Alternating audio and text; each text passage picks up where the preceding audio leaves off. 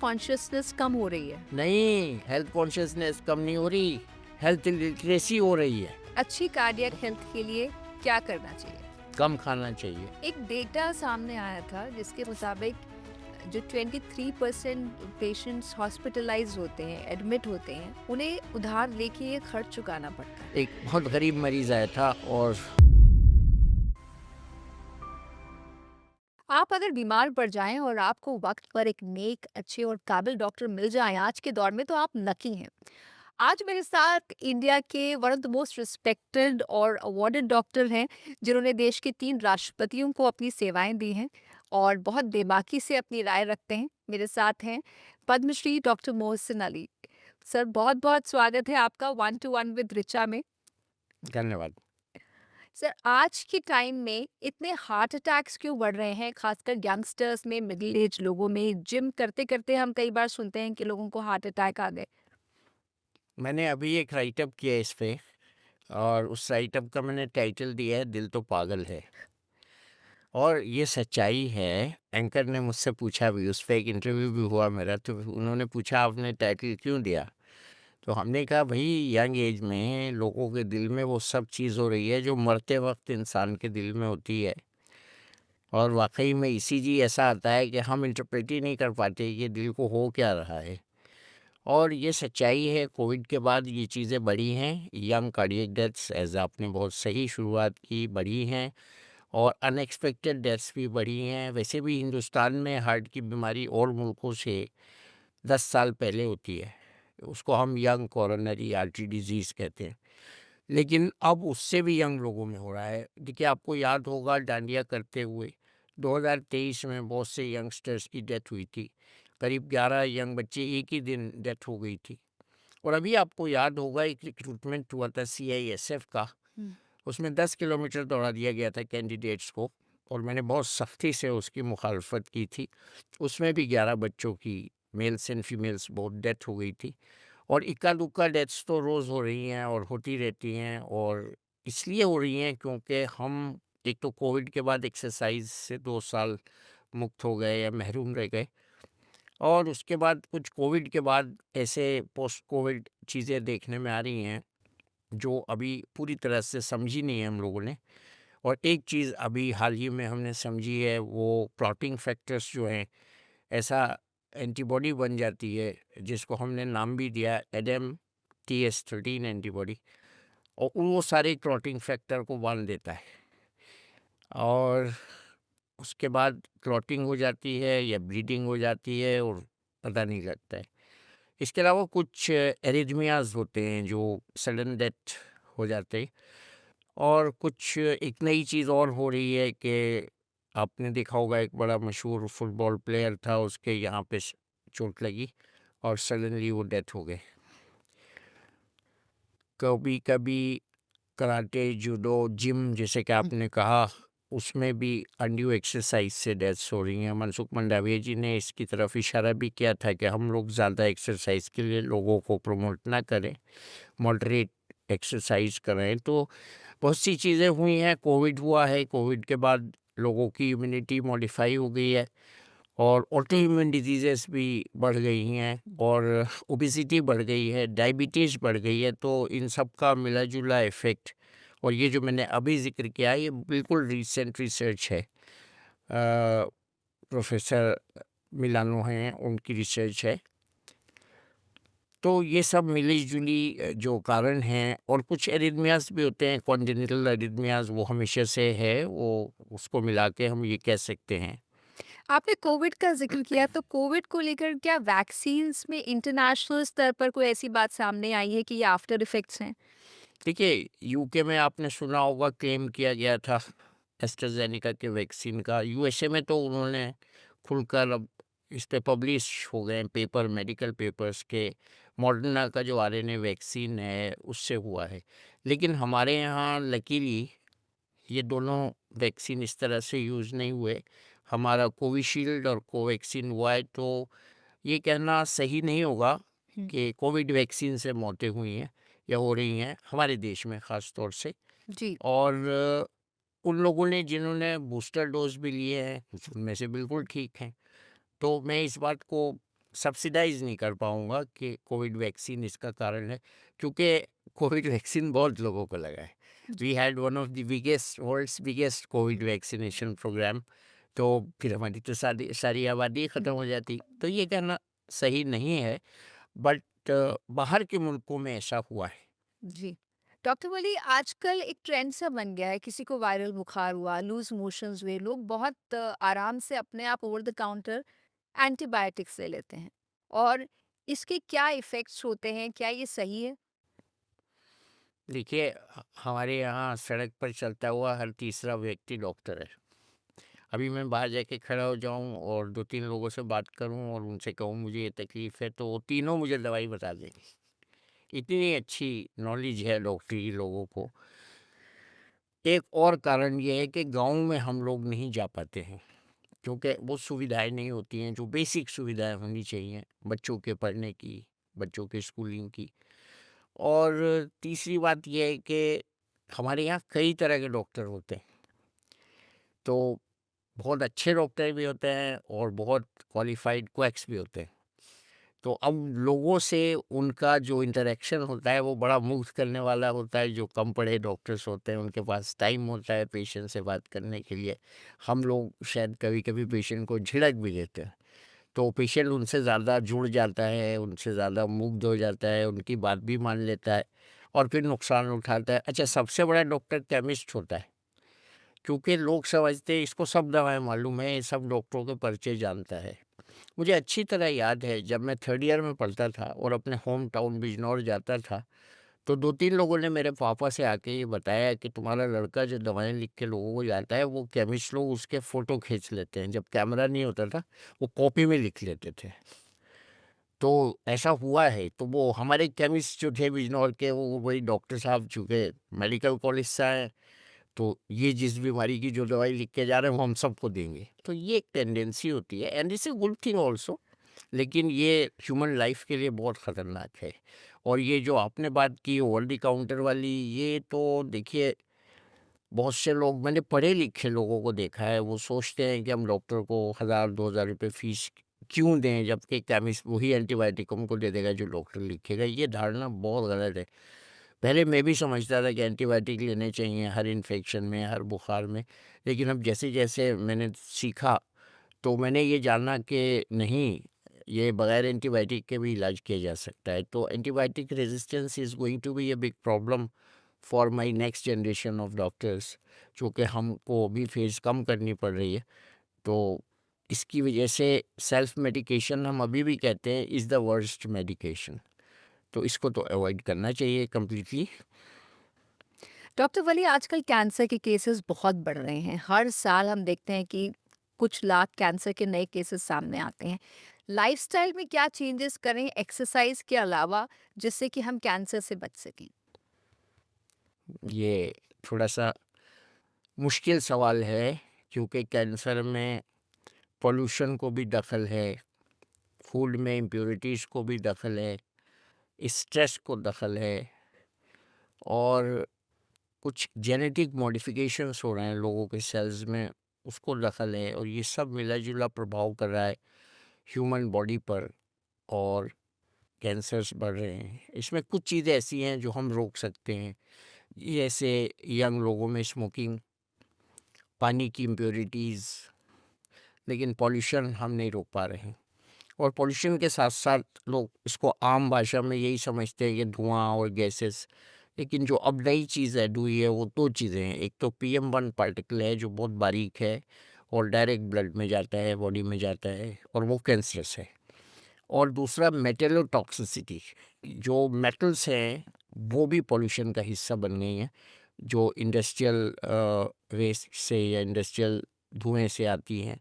और वो बहुत इम्पोर्टेंट कंपोनेंट है हमारी गंदी आबो-हवा का। बल्कि मैं क्या कहूँ, हमारी क्या, जो देहरादून से दिल्ली आते हैं लोग, वो बीमार हो जाते हैं दिल्ली आके। तो जो बड़े शहर हैं, औद्योगिक नगरियाँ हैं, उनमें साफ़ शहरों के मुकाबले में बहुत ज़्यादा बीमारियाँ बढ़ी हैं। अभी मैं एक आर्टिस्ट से बात कर रहा था आर्ट एग्ज़िबिशन में, उनकी तबीयत यहाँ आते ही ख़राब हो गई। वो बैंगलोर की साफ़-सुथरी हवा में रहती हैं। तो मैंने उनसे कहा कि आप की एज जो है, उससे पहले मैं बैंगलोर गया था और जब बैंगलोर की हवा इससे भी साफ़ थी। तो ज़ाहिर सी बात है कि हम डे बाई डे अपने सब वातावरण को प्रदूषित कर रहे हैं, पानी को प्रदूषित कर रहे हैं और खाने को प्रदूषित कर रहे हैं। अभी आजकल खूब बातें हो रही हैं दिवाली पे, मिठाई, मावा, घी, तेल सब जो मिठाइयों में पड़ रहा है वो बहुत स्प्यूरियस है। तो हम खुद कुछ हद तक इसको बढ़ा रहे हैं।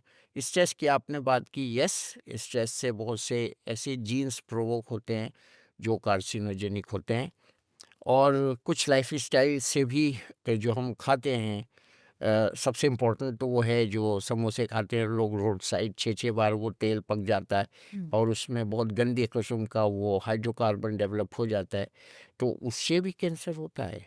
तो ये और मसालों की मिलावट की अब बात करी, हर चीज़ में कैंसर प्रोड्यूसिंग एलिमेंट है।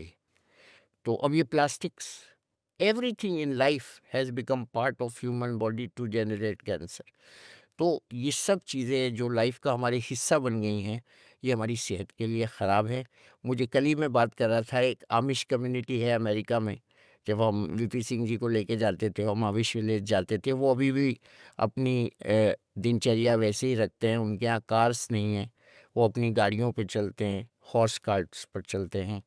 वो आर्टिफिशियली लाइट भी नहीं प्रोड्यूस करते, वो तेल नहीं जलाते, वो कार्बन एमिशन नहीं करते, नेचुरल तरीके से खाना पका के उसको खाते हैं और बहुत सी ऐसी चीज़ें करते हैं जो हम कहेंगे प्रिमिटिव लोग करते हैं और डिस्पाइट दैट उनकी लाइफ बहुत लंबी हैं, लाइफ स्पैन्स बहुत लंबे हैं और वो अमेरिका में रहते हैं। तो ये कहीं भी किया जा सकता है। अगर हम अपनी पुरानी पद्धति को देखें, हुँ। ऋषि मुनियों वाली पद्धति को देखें, तो वो जो उनकी लाइफ की सिंप्लिसिटी थी, वो लॉन्गेविटी का कारण थी। तो ये बहुत इम्पोर्टेंट है, हम कहीं उस सबको भूल चुके हैं और इसलिए उसको भुगत रहे हैं। लाइफ सिंपल नहीं है, इस वजह से जी। इस तरह के हेल्थ इश्यूज़ बढ़ गए हैं। कुछ इश्यूज़ डॉक्टर्स को लेकर भी हैं। एक वक़्त था, जो आपने भी देखा होगा, जब डॉक्टर को भगवान का दर्जा दिया जाता था। लेकिन आज के वक़्त में आप बीमार पड़ जाएँ, आपको अच्छे डॉक्टर मिल जाएँ, ये शुक्र मनाते हैं लोग, एक अच्छे डॉक्टर मिल जाएँ। इस स्थिति के लिए आप किसे ज़िम्मेदार मानते हैं? जेब को, लालच को, फैमिली में ग्रीड को, लड़की के जहेज़ को अगर डॉक्टर से शादी हो जाए वो देना पड़ता है। हमारी प्रवृत्ति को, ये वहीं से शुरू होता है। आपने अभी एक वर्ड मेरे इंट्रोडक्शन के बाद बोला था नेक डॉक्टर, तो वो मुझे इस वक़्त आँसू आ रहा था। फिर आपने वो टॉपिक नहीं छेड़ा तो मैंने अपने को सँभाला।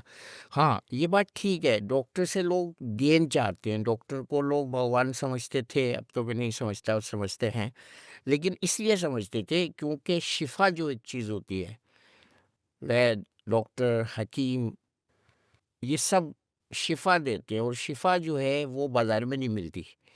केमिस्ट की दुकान पे दवा मिलती है, शिफ़ा हाथ क्योर नहीं मिलती। हाँ, वो जनरेट करने के लिए कुछ कुर्बानी अपनी लाइफ में देना ज़रूरी होती है ताकि आपके हाथ में, जिसको हम यश भी कहते हैं, यश हो जाए, शिफ़ा आ जाए और वही दवाई आप दें उसको दूसरे डॉक्टर्स। मैंने देखी है बात कि बहुत से प्रिस्क्रिप्शन में रिपीट करता हूँ, बड़ी जल्दी से ठीक हो के आ जाता है।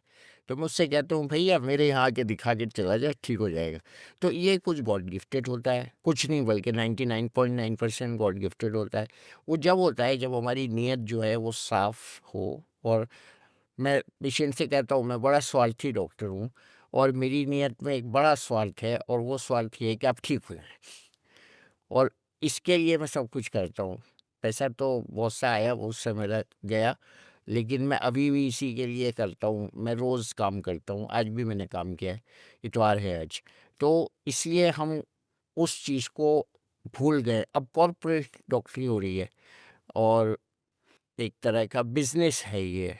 धंधा वर्ड तो अच्छा नहीं है, ये बिज़नेस है, मीनिंग दोनों वर्ड्स के सेम हैं।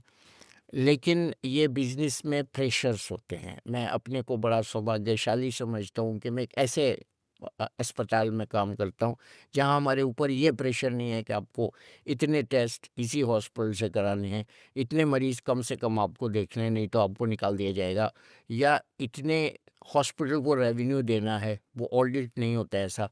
हमारे ऊपर उससे बहुत बड़ी ज़िम्मेदारी डाल दी गई है। हमको सेल्फ ऑडिट अपना करना होता है, am I right what I am doing? तो ये उससे बड़ा ऑडिट है।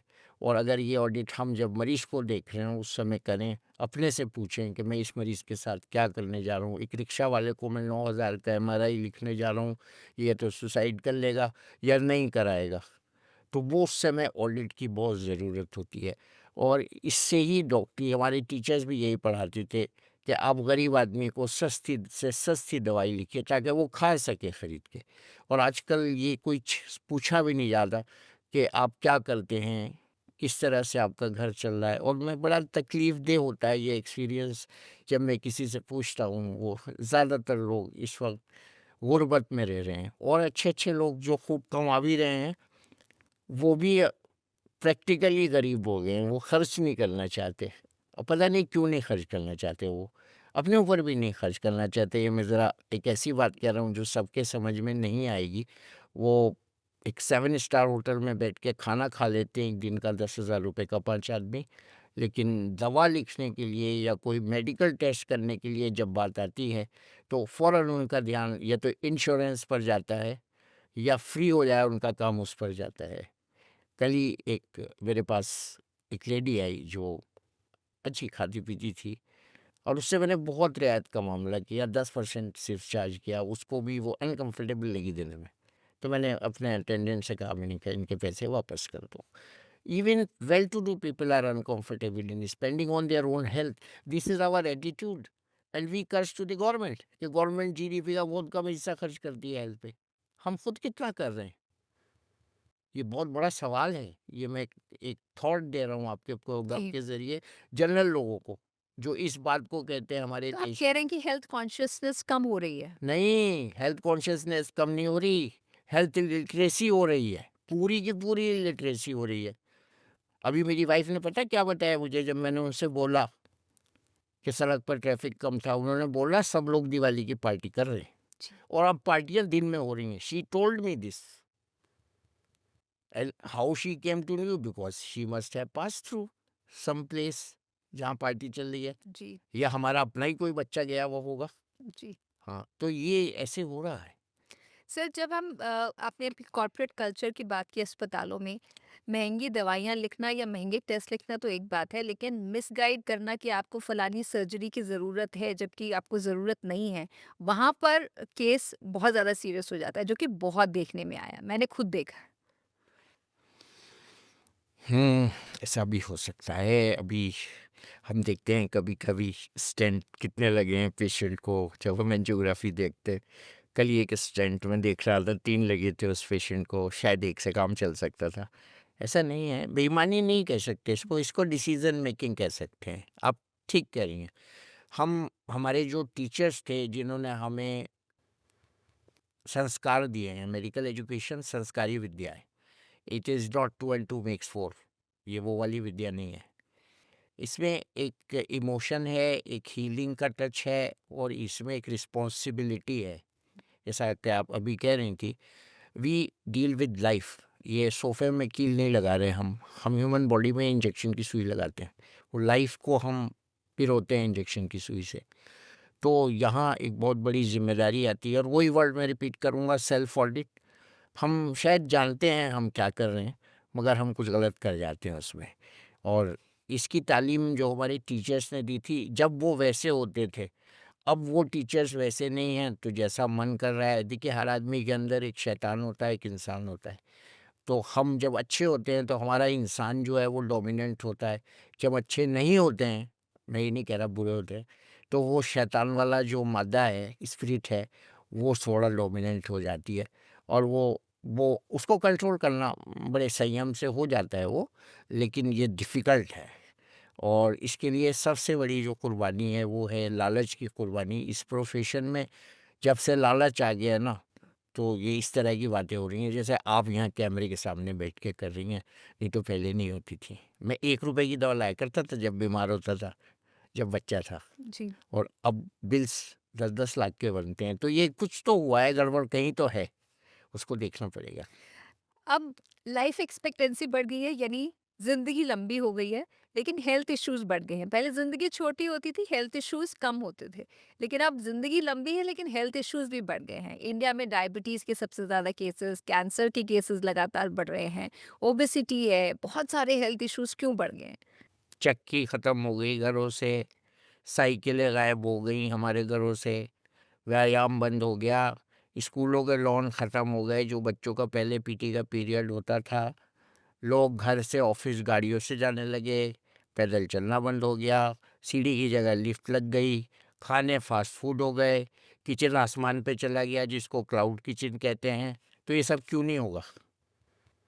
मैंने तो क्लाउड किचन सुना नहीं था, अभी पता चला है मुझे 2.5-3 साल पहले कि क्लाउड किचन से खाना आ रहा है।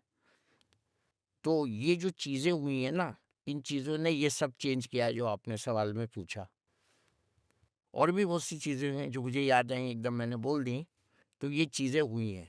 अभी कल ही मैंने एक आर्टिकल लिखा, उसमें यही बात थी कि उसमें मैंने एक स्लाइड भी बनाई हुई है, सोफासन।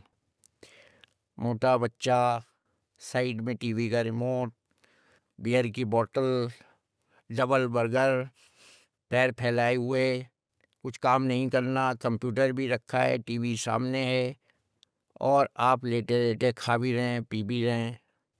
तो वो सोफासन है ये, सोफ़ा तोड़ना जिसको पहले कहते थे ना हम लोग कुर्सी तोड़ रहे हो। तो ये सोफासन बढ़ गया है हर घर में। बच्चे उठते ही नहीं हैं, एक बार आके बैठ जाते हैं तो लाइफ एक्सपेक्टेंसी तो कम होगी, बीमारियाँ तो बढ़ेंगी। लॉन्जेविटी इसलिए बढ़ गई ना, टीके-वीके आ गए, उपचार हो गया और यानी बीमारियों का इलाज एंटीबायोटिक से हो गया, इसलिए लाइफ एक्सपेक्टेंसी बढ़ रही है, बट ये थोड़ी-सी स्प्यूरियस है। हम्म, अब उसी के मुकाबले में हमने अभी बात की ना, यंग कार्डियक डेथ्स भी तो हो रही हैं। जी। तो ये तो बैलेंस हो गया। मेरे ख्याल से दूसरी तरफ को ज़्यादा झुक जाएगा अगर हम टोटल यंग कार्डियक डेथ्स जोड़ें 1 साल की हम्म। और टोटल रूटीन डेथ्स जोड़ें प्लस नॉर्मल डेथ्स उधर रख दें, तो वो पल्ला झुक जाएगा। आपने कार्डियक हेल्थ की बात की, अच्छी कार्डियक हेल्थ के लिए क्या करना चाहिए? कम खाना चाहिए। अभी 22 तारीख को मैंने एक प्रोग्राम किया, उस प्रोग्राम में कई ऑड्स हो गए। मैं नाश्ता करके घर से गया, डेकोरेटर ने मना कर दिया, हमें आपने कंफर्म नहीं किया था, हॉल नहीं सजाएँगे।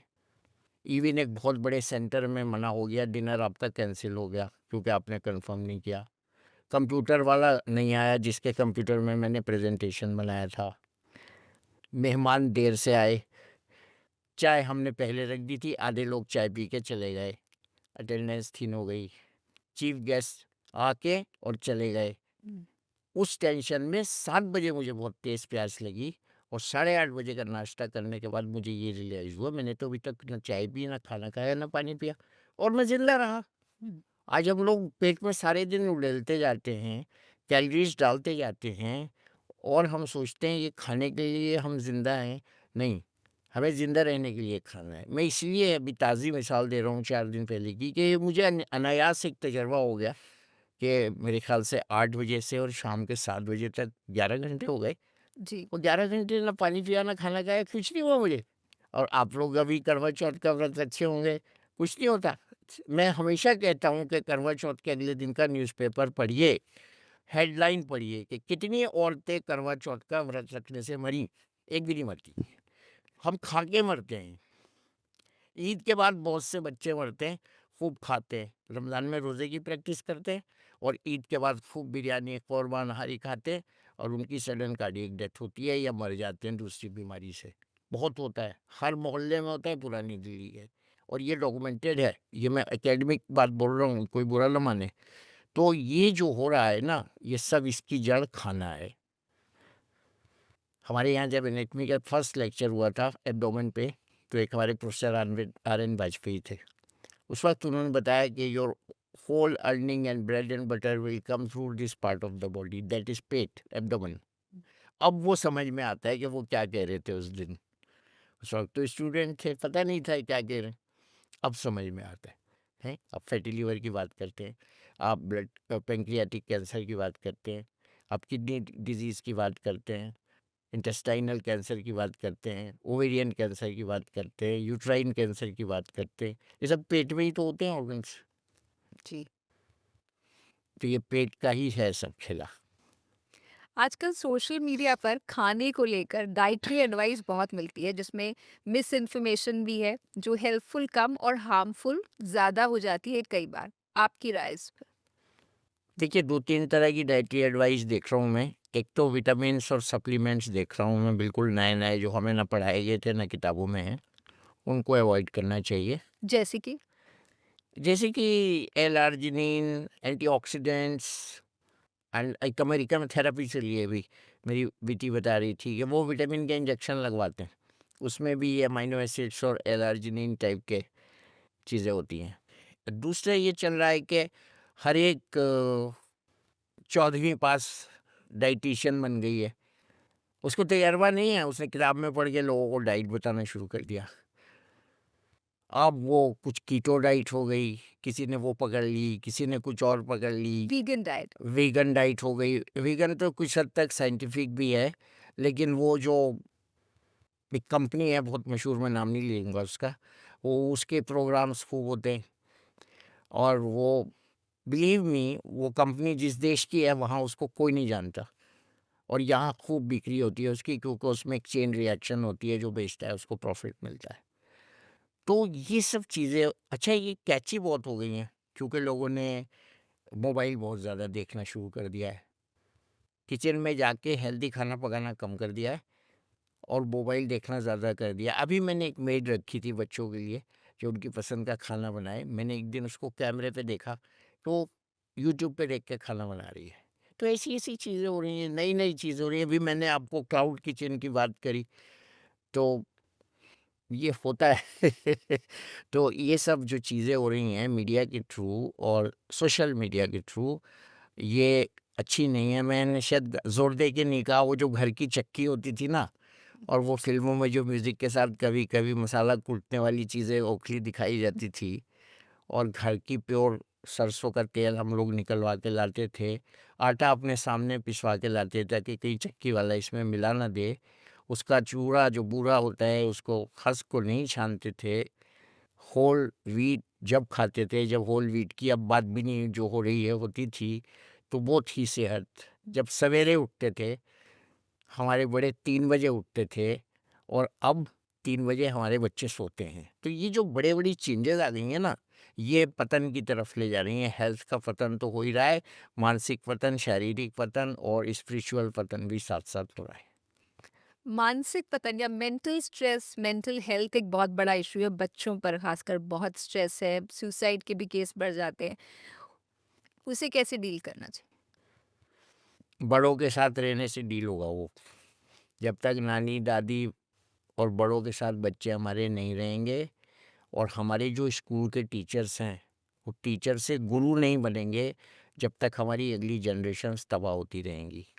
हमारे गुरु संस्कार देते थे, खाली विद्या नहीं देते थे। कल ही परसों हमने अलीगढ़ यूनिवर्सिटी का एक फंक्शन किया है, जो सर सैयद का एम था वो एजुकेशनल इंस्टीट्यूशन बनाना बिल्कुल नहीं था। एक रेज़िडेंशियल इंस्टीट्यूशन ऐसा बनाना था जिसमें बच्चों के अखलाक, किरदार, उनका रहन-सहन, हॉस्टल लाइफ़ के थ्रू कैरेक्टर। कैरेक्टर बिल्डिंग था, एजुकेशन बिल्डिंग बिल्कुल नहीं था। वो ऑक्सफोर्ड से जो मैसेज लेके आए थे, वो ये था कि हमारे बच्चों का कैरेक्टर बिल्डिंग हो, ये अच्छे नागरिक बने, अच्छे इंसान बने। विज्ञान तो आजकल आप देख ही रहे हैं, कंप्यूटर पे है, गूगल पे है। It's no big deal now to study, but how to study and how to get enriched in your character, in your maturity, in your emotion, in your conduct towards elders, towards your family members, towards husbands, towards wives, wives towards husbands. This is what is education. दो का पहाड़ा याद करना तो master साहब तख्ती पे पढ़ा गए, लेकिन उसके साथ जो तख्ती से मार लगती थी ना, वो थी असली शिक्षा। उसमें कहना मानने की भी शिक्षा थी, उसमें पंक्चुअलिटी की भी शिक्षा थी, उसमें अच्छी राइटिंग भी लिखवाने की शिक्षा थी। टेढ़ा हम लिख देते तो फिर तख्ती पलटी थी। My own father use to sit with me on holiday. अगर टेढ़ा आकर डंडा बन गया तो चटाक। तो इस तरह की विद्या जो होती थी, गुरु शिष्य वाला जो रिलेशन होता था, और वो डांसिंग में भी होता है, वो संगीत में भी होता है। Why not in medical education, why not in otherwise education. अभी मैं डॉक्टर राजा रेड्डी के साथ बैठा था, He was cursing the modernity which has come up in the dance, in the music, because he said in our days this was not the cultural art. It has changed. Same way I am talking to you after 2 hours of meeting him. Medicine has changed. How has medical education changed? Yes, important. The medical education was taught in evening classes, which were called evening clinics. And they were taught, these lessons were taken by immediate 1 year, 2 year seniors. That was called clinical teaching. And it was bedside. That was also called bedside teaching, inculcating bedside manners. And seniors and we juniors were very close. So they usually translate their emotions, knowledge, experience to the juniors. And in the morning, the teaching was done by professors. So there is a conglomerate of cake and the icing. Now that cake is missing, only icing is there.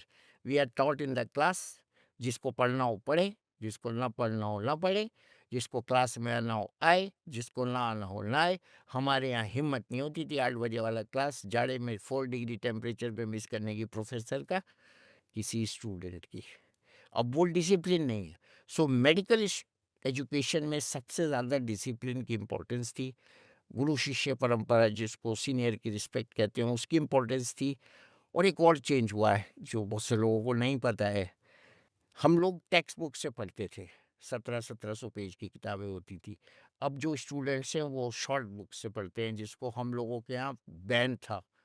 अगर professor देख लेते थे किसी के हाथ में, उसको हम लोग चौपटिया कहते थे. Short notes, short books. तो मेडिकल एजुकेशन ऐसी एजुकेशन है ना जिसमें 5 में से 3 प्रश्नों का उत्तर दीजिए वाला पेपर नहीं आता है.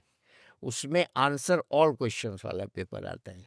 आपको अगर कोई बीमारी हो और आप मेरे पास आए दिखाने, तो मैं आपसे ये नहीं कह सकता कि ये वाला क्वेश्चन मैंने एग्जाम में छोड़ दिया था, तो I don't know about this disease. ये अलाउड ही नहीं है. So you have to know 100% to deliver 100% और लेस. तो ये डिफरेंट है मेडिकल मेडिकल एजुकेशन. और मेडिकल एजुकेशन क्लास तक ख़त्म नहीं होती. Medical education class final year से शुरू होती है. और आज भी जो मैंने पेशेंट देखे हैं उनसे भी मेडिकल एजुकेशन ली है और कल भी लूँगा. वो एक कंटिन्यूअस प्रोसेस. डॉक्टर साहब, आज के डॉक्टर्स में सबसे ज़्यादा क्या मिसिंग लगता है आपको? क्योंकि आपकी यात्रा बहुत लंबी रही है। घमंड हो गया. वो सोचते हैं हम बहुत बड़े स्पेशलिस्ट बन गए हैं, जबकि वो 50 ग्राम के कान के डॉक्टर हैं, 20 ग्राम की आँख के डॉक्टर हैं, 10 ग्राम की नाक के डॉक्टर हैं. लेडी डॉक्टर 100 ग्राम के यूट्रस की डॉक्टर है. न्यूरोलॉजिस्ट 1500 ग्राम के ब्रेन का डॉक्टर है. पूरा IBL ILBS जो है स्पेशलिटी हॉस्पिटल, वो 2000 ग्राम के लीवर और बिलियरी सिस्टम को ट्रीट करता है. 84 किलो का पेशेंट जो मेरी क्लिनिक में चल कर आ रहा है उसका डॉक्टर मिसिंग है. That internist, that physician, that general practitioner, that MBBS, bachelor of medicine, modern medicine and surgery, who will stitch also and who will treat also. That doctor is missing. And that is why people are wrongly treated at big hospitals. क्योंकि kidney में जो दवाई नहीं देनी है वो दूसरे system का जो डॉक्टर है उसको नहीं पता. उसने बेस्ट दवाई दी अपने ब्रांच की, वो किडनी में नहीं देनी है, किडनी उड़ गई. ये हो रहा है. ये एक डिज़ास्टर है. मैं शायद गलत बोल रहा हूँ यहाँ बैठ के या सही बोल रहा हूँ, बट ये हो रहा है. मैं रोज़ देखता हूँ. तो अच्छे फिजिशियंस नहीं हैं, लोग स्पेशलिस्ट के पास जा रहे हैं।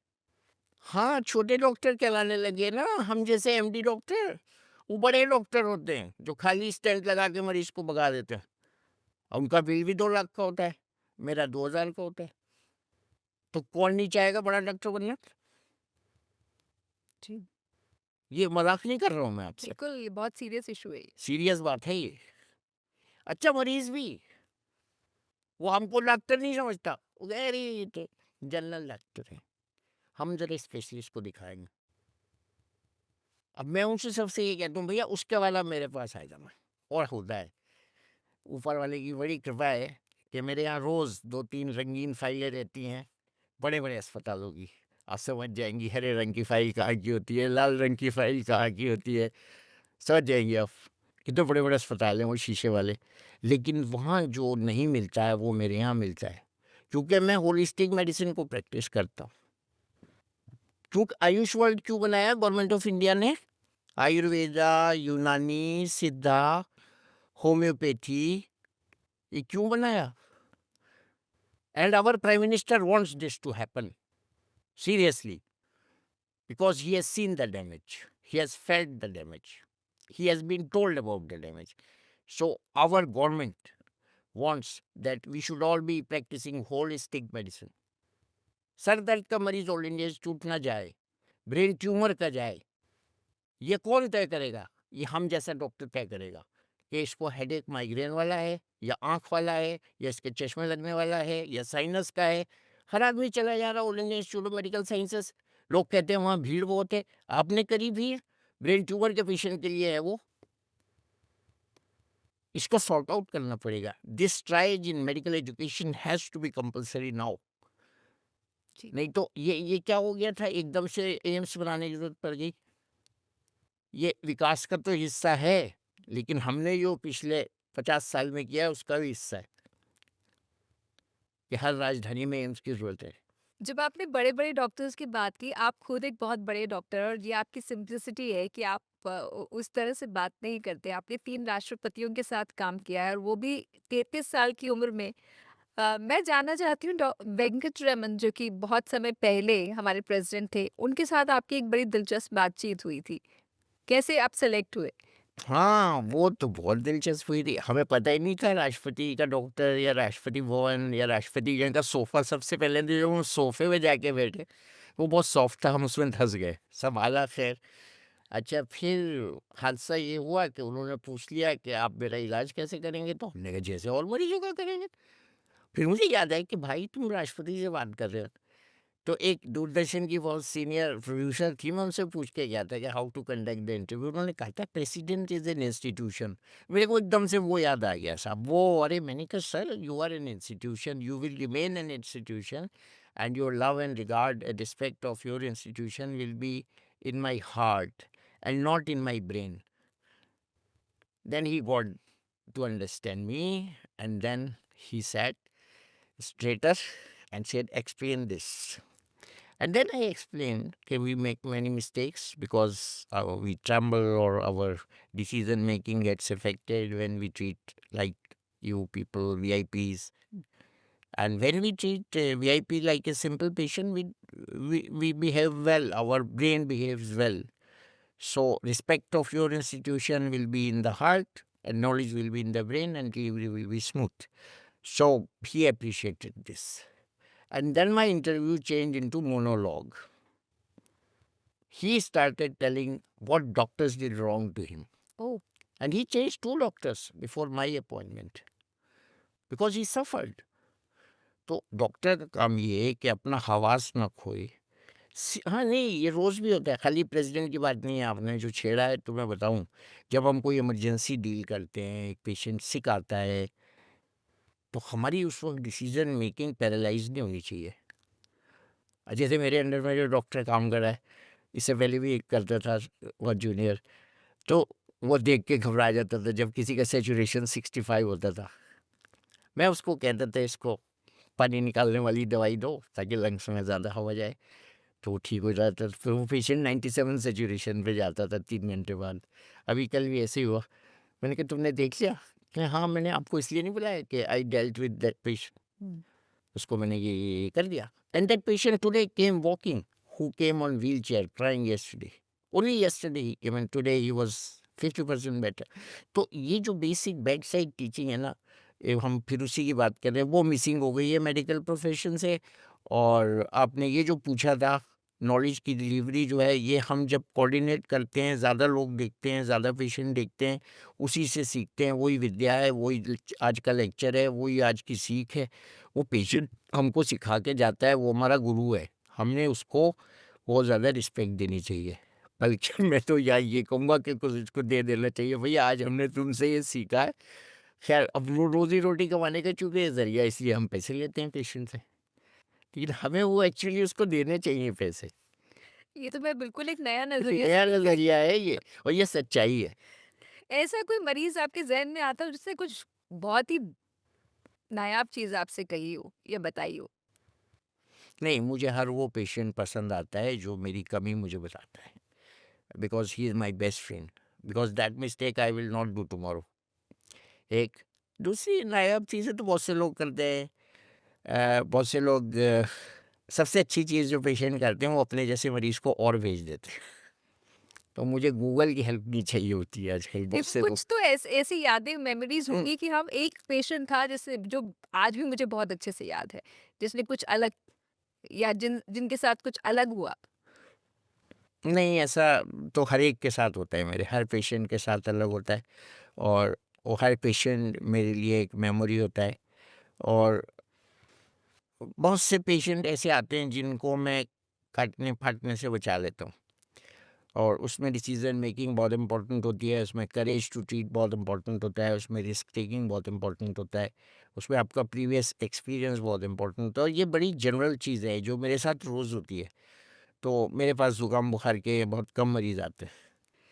और बहुत से ऐसे ही आते हैं मरीज़ जिनकी डायग्नोसिस में या तो कोई कमी रह जाती है या उनके इलाज में कोई कमी रह जाती है, या कभी-कभी वो महँगा इलाज अफ़ोर्ड नहीं कर पाते हैं। आजकल ऐसे मरीज़ बहुत आ रहे हैं जो महँगा इलाज नहीं अफ़ोर्ड कर पाते, तो उनका हमें मसीहा बनकर कुछ मसीहाई करनी पड़ती है। और ये बहुत ज़्यादा तेज़ी से ये चीज़ बढ़ रही है।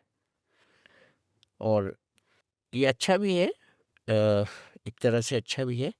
हमारे देश की जो परंपरा है, जो पुरानी परंपरा है, उसको हमें रिवाइज़ करना चाहिए, रिवाइव करना एक चाहिए। डेटा सामने आया था जिसके मुताबिक जो 23% पेशेंट्स हॉस्पिटलाइज़ होते हैं, एडमिट होते हैं, उनके उन्हें उधार लेके ये खर्च चुकाना पड़ता है। अब एक पेशेंट मुझे याद आ गया। एक बहुत गरीब मरीज़ आया था और उसका इको होना था, मैंने उसका इको किया और उसकी जेब में अंटी में कुछ बंधे हुए पैसे थे, तो वो मुझे ऐसे लग रहे थे कि इसके नहीं हैं somehow. He was just keeping them as Amanat type. जैसे हमारे अपनी जेब से निकालते हैं तो लूज़ होते हैं, वो बंधे हुए थे। तो मैंने कहा पहले ये बताओ तुम ये पैसे कहाँ से लाए हो? तो उस ज़माने में सोना 3300 रुपए का 10 ग्राम था लगभग। तो उसने कहा मैं अपनी बीवी के बुंदे गिरवी रख के पैसे लाया हूँ। मैंने उससे कहा पहले ये पैसे तुम वापस करो, क्योंकि तुम ज़िंदगी भर वो बूँदें नहीं छुड़ा पाओगे और इसका ब्याज देते रहोगे। मैं तुम्हारा इलाज फ्री कर दूँगा। तो उसको मैंने इस तरह से डील किया। और ऐसे कई पेशेंट्स के साथ होता है जो कहते हैं पैसे नहीं है हमारे पास। हाँ, एक शरारती मरीज़ ऐसा भी था जिसने कहा मेरी जेब कट गई और दिखाया मुझे जेब कट गई। अगली बार आके पैरों में पड़ गया 1 हफ्ते बाद। कह रहे साहब जी मैंने झूठ बोला था, जब तो नहीं कटी थी जेब, वापसी में कट गई। तो मैं कहा तुमने मुझसे झूठ क्यों बोला? तो ऐसे एक्सपीरियंस होते हैं, स्पिरिचुअल एक्सपीरियंसेस भी होते हैं और ये सच्चाई है। तो फिर मैंने उससे कहा तुमने झूठ बोला इसलिए तुम्हें सज़ा मिली। तो ये बड़ी सिंपल चीज़ें हैं लाइफ की और ये हर जगह होती हैं, हर फील्ड में होती हैं। तो one should remain simple, god fearing, honest and sympathetic to each other. और अगर ये रूल हम लाइफ का फॉलो करते हैं, तो हम कभी दुखी नहीं होते। एक डॉक्टर एक हीलर भी होता है। हाँ, और आपने एक स्पिरिचुअल एक्सपीरियंस का ज़िक्र किया। मुझे यकीन है आपके पास ऐसे बहुत सारे बहुत एक्सपीरियंस रहे होंगे जहाँ पर आपने कुछ अलग महसूस किया होगा। कुछ शेयर करेंगे आप? हाँ, रोज़ ही होता है। अब ये ऐसी चीज़ें हैं ना जो मैं शायद यहाँ जी, कम बताना चाहूँ, वो होता है, रोज़ होता है। जी। देखिए उसमें सबसे बड़ी बात जो मैं दूसरों को भी बताता हूँ और अपना आप भी महसूस करता हूँ, उसको प्रैक्टिस करता हूँ। Don't think patient is a fool and you are more intelligent. Patient is wiser than you, both mentally and also by way of suffering, because he's suffering, he knows more about his disease more than you, so you are not wiser than the patient. And intellectually भी शायद वो, क्योंकि हमें दिखाने आता है ना वो, तो वो हमको कुछ समझ के आता है, तो वो अपने को छोटा बना के आता है, तो भगवान उसको बड़ा बनाता है। जिस दिन वो चीज़ डॉक्टर में आ जाएगी ना कि मैं एक छोटा इंसान हूँ और मेरा मरीज़ मेरा भगवान है, बस उस दिन सारे दुनिया के सब रोग खत्म हो जाएंगे। हमारे भी बुजुर्ग के भी। डॉक्टर वली अभी आपने दादा-दादी, नाना-नानी की बात की, तो उनके नुस्खे आज के टाइम में कितने वैलिड हैं? उन्हें कितना शामिल करना चाहिए? कितनी तवज्जो मिलनी चाहिए? नहीं, पहले तो मैं आपको ये बताऊँगा ना मैंने ये बात क्यों की थी। घर में न्यूक्लियर फैमिलीज़ में वो चीज़ अब नहीं है जो पहले होती थी, तो हम अपने दादा से कहानी के माध्यम से शिक्षा सीखते थे, वो शिक्षाप्रद कहानियाँ होती थी। जो ईमानदारी का मैसेज होता था उनमें, किसी में नॉलेज एक्वायर करने का होता था, किसी में कुछ और होता था। अब वो कहानियों में बहुत बड़े मैसेजेस होते थे। खैर, दादा-दादी के जो नुस्खे हैं वही आयुर्वेदा है, वही यूनानी है, वही ज्ञान है उन पुराने लोगों का, जिन्होंने बड़ी तपस्याएँ करके ये विद्या सीख कर दूसरों तक पहुँचाई, बहुत कम लिख कर और बहुत ज़्यादा प्रैक्टिकल करके। और ऋषि, मुनि, महात्मा, चिकित्सक, वैद्य, पीर, कुछ भी आप उनको कह लीजिए, तो उन्होंने जो अपने तजुर्बों से मेडिसिन, जड़ी-बूटी, प्लांट्स उसके थ्रू नॉलेज दी ना, वो नॉलेज इमैक्युलेट है और वेस्टर्न वर्ल्ड उसको कॉपी कर रहा है। मैं आपको छोटा-सा एग्ज़ाम्पल देता हूँ, डिजॉक्सिन इज़ ए फॉक्सग्लोव्स टैबलेट, और वो सबसे कारगर दवा है और सबसे सस्ती दवा है हार्ट फेलियर को ट्रीट करने के लिए। सर्द गल्ला हाइपरटेंशन की सबसे कामयाब दवा है।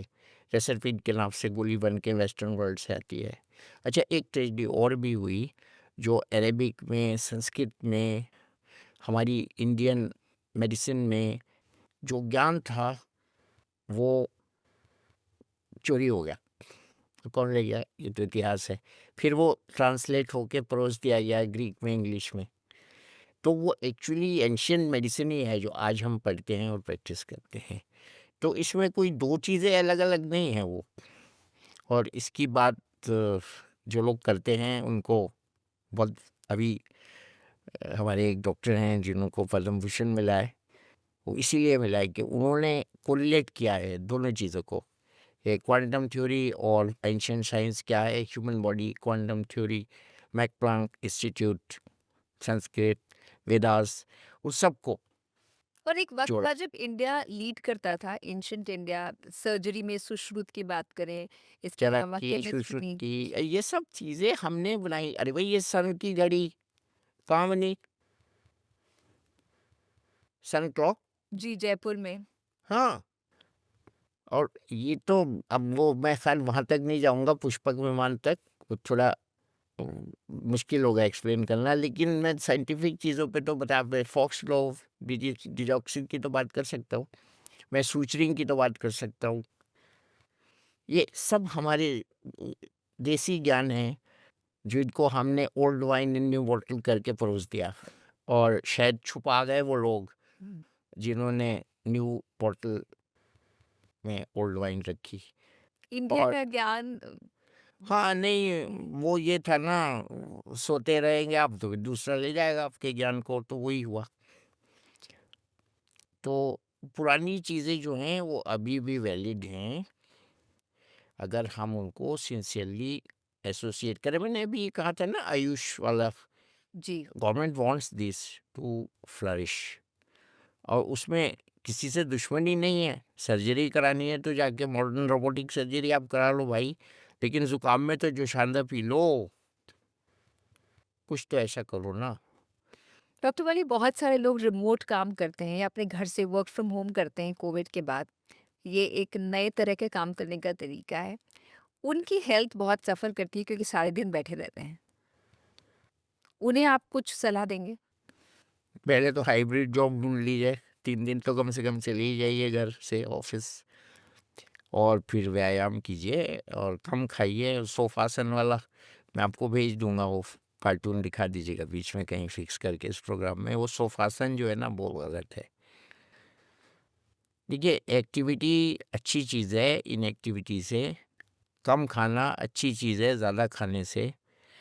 तो ये सब चीज़ें जो डेली की हैं, जैसे सवेरे उठना अच्छी चीज़ है देर से उठने से, तो लाइफ के प्रेफरेंसेस अपने चेंज कीजिए।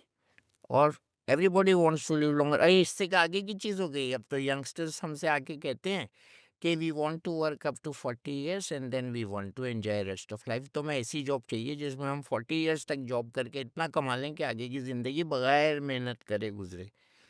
मैंने कहा तुम मर जाओगे।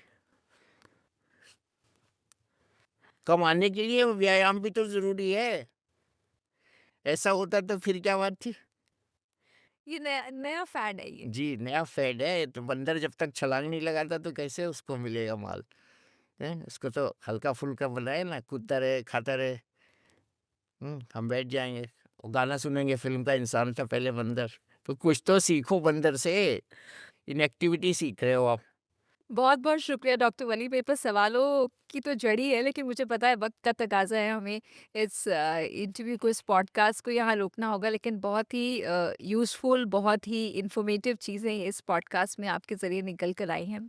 Thank you so much for coming to the show on one to one with Richa. It was a pleasure hosting you sir. Thank you. Thank you so much.